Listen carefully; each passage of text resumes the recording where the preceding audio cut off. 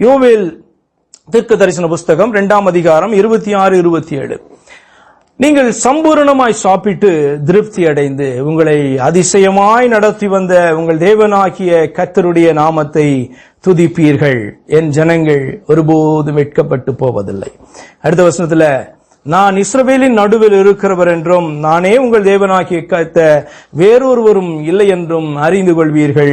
என் ஜனங்கள் ஒருபோதும் வெட்கப்பட்டு போவதில்லை. ஆண்டவர் சொல்றார் 2 இடத்துலயும் 2 வசனங்கள்லயும் என் ஜனங்கள் ஒருபோதும் வெட்கப்பட்டு போவதில்லை என்று சொல்லுகிறார். முதல் வசனத்திலே காணப்படுவது சந்தோஷம் என்று சொன்னால், 2ஆம் வசனத்திலே காணப்படுவது அதிக சந்தோஷம். முதல் வசனத்தில் என்ன காணப்படுது? சம்பூர்ணமாய் சாப்பிட்டு திருப்தி அடைந்து உங்களை அதிசயமாய் நடத்தி வந்த உங்கள் தேவனாகிய கர்த்தருடைய நாமத்தை துதிப்பீர்கள். என் ஜனங்கள் ஒருபோதும் வெட்கப்படுவதில்லை. தேவனுடைய ஆசீர்வாதம் சம்பூர்ணமாய் திருப்தி உண்டாக்குற காரியம், உங்களுடைய வாழ்க்கையில செய்யறதான அதிசயங்கள், அற்புதங்கள், அவருடைய நாமத்தை நீங்கள் துதிக்கிற காரியம், அதை நிமித்தமாய் உணர்ந்து துதிக்கிற காரியம் உங்களுக்கு சந்தோஷத்தை கொடுக்கிறது. ஆண்டவர் சொல்லுகிறார் என் ஜனங்கள் வெட்கப்பட்டு போது. ஆனா அடுத்த வசனத்துல அதிக சந்தோஷம் எது என்று சொல்லி ஆண்டவர் உணர்த்தி காண்பிக்கிறார் பாருங்க. அதே உன் ஜனங்கள் ஒருபோதும் வெட்கப்பட்டு போவதில்லை என்று சொல்லுகிறார். ஆனால் என்ன சொல்றார் பாருங்க, நான் இஸ்ரவேலின் நடுவிலே இருக்கிறவர் என்றும் நான் உங்கள் தேவனாகிய கர்த்தர் வேறொருவர் இல்லை என்றும் அறிந்து கொள்வீர்கள். என் ஜனங்கள் ஒருபோது. ஏன் தெரியுமா? முதல் வசனம் இந்த பூலோகத்திலே காணப்படுகிற ஒரு சந்தோஷம், அது இங்கே முடிந்து போகிற ஒரு காரியம். ஆனால் 2வது வசனத்திலே காணப்படுகிறது அந்த வெட்கம் ஒரு நாள் நம்மளை தொடரக்கூடாது. ஒருவேளை ஆண்டவரை அறியலனா, இஸ்ரவேலின் நடுவே இவர் மட்டுமே இருக்கிறவர், இவரே அவருடைய தேவனாகிய கர்த்தர் வேறொருவர் இல்லை என்கிறதான அந்த வெளிப்பாடு கிடைக்கவில்லை என்று சொன்னால் ஒரு நாள் நீ வெட்கப்பட வேண்டியது இருக்கும். அப்ப இங்கே காணப்படுகிறதான ஒரு காரியத்துல வெட்கம் இல்லாதபடி ஆண்டவரால் ஆசீர்வதிக்கப்பட்டு இருக்கிறார். ஆனா ஆண்டவர் வரும்போது ஒரு நாள் வெட்கப்படுகிறவனா அவனுக்கு முன்பாக நிற்க இருக்க வேண்டும் என்று சொன்னார்.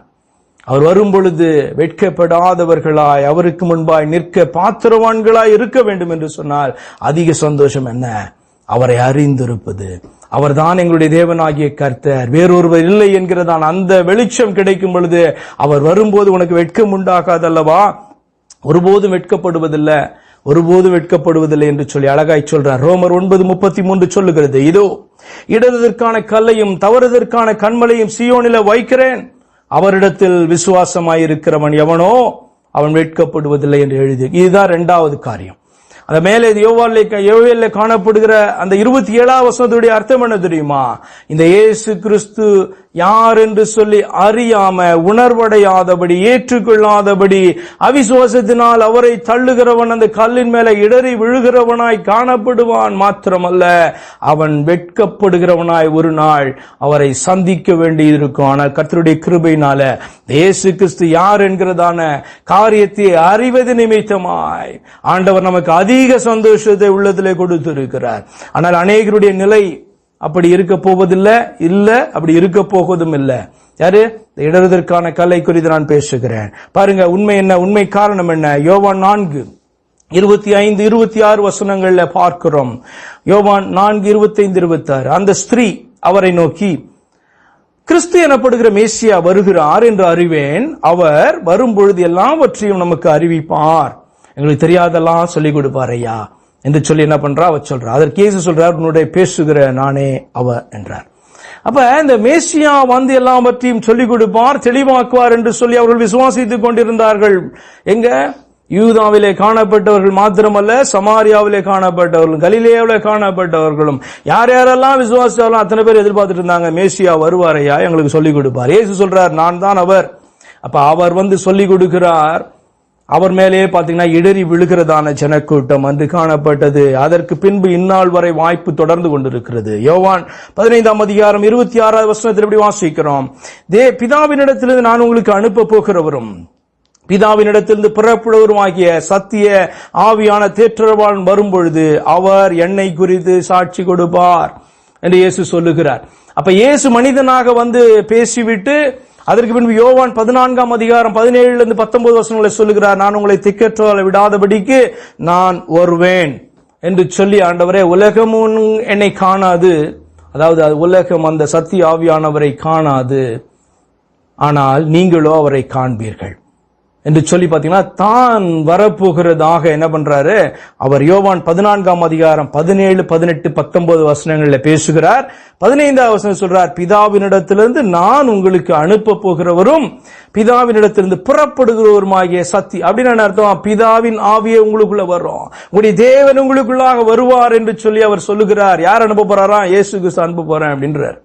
ஓகே, இது பாத்தீங்கன்னா இயேசு கிறிஸ்துவை குறிக்கிற வார்த்தை என்று சொல்லி நீங்க விசுவாசிக்கவில்லை என்று சொன்னால் யோவான் 14ஆம் அதிகாரத்துல போய் 17, 18, 19 வசனங்களை வாசித்துக் கொள்ளுங்கள். அப்போ இயேசு மனிதனாய் நின்று பேசின பொழுது விசுவாசிக்கல ஒரு கூட்டம், அதே மாதிரி அவர் ஆவியாய் வந்து பேசும் பொழுதும் அந்த கர்த்தர் ஆவியாய் வந்து, கர்த்தரே ஆவியானவராய் வந்து நம்ம இடத்துல பேசும்போது விசுவாசிக்கிறது இல்ல.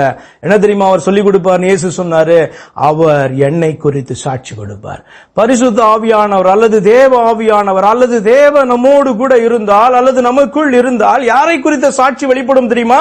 இந்த இயேசு கிறிஸ்து யார் என்கிறதை குறித்த சாட்சி தான் வெளிப்படுமே ஒழிய பிதாவை குறித்த சாட்சி, பரிசுத்த ஆவியை குறித்த சாட்சி அல்லது வேறொரு இயேசுவை குறித்த சாட்சியெல்லாம் வெளிப்படாது. ஒரே சாட்சி தான் வெளிப்படும்.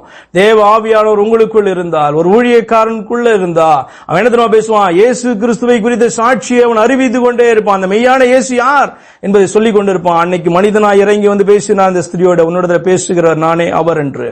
அதற்கு பின்பு இந்த நாள் வரைக்குமாய் அவர் நமக்குள் இருந்து பேசிக் கொண்டிருக்கிறார். ஆனால் இயேசு கிறிஸ்துடைய சாட்சி வெளிப்பட்டு கொண்டிருக்கிறதா சபையில? யோசித்து பார்க்க வேண்டிய ஒரு காரியம். அப்ப இந்த வாய்ப்பு என்றும் தொடரப்போவதில்லை. ஆண்டவர் வைத்திருக்கிற இந்த வாய்ப்பு என்றும் தொடரப்போவதில்லை. இதற்கு முடிவு உண்டு. ஆனால் நீங்களோ வெட்கப்படுவதில்லை. யோவேல சொல்லப்பட்ட வார்த்தையினுடைய அர்த்தம் என்ன தெரியுமா?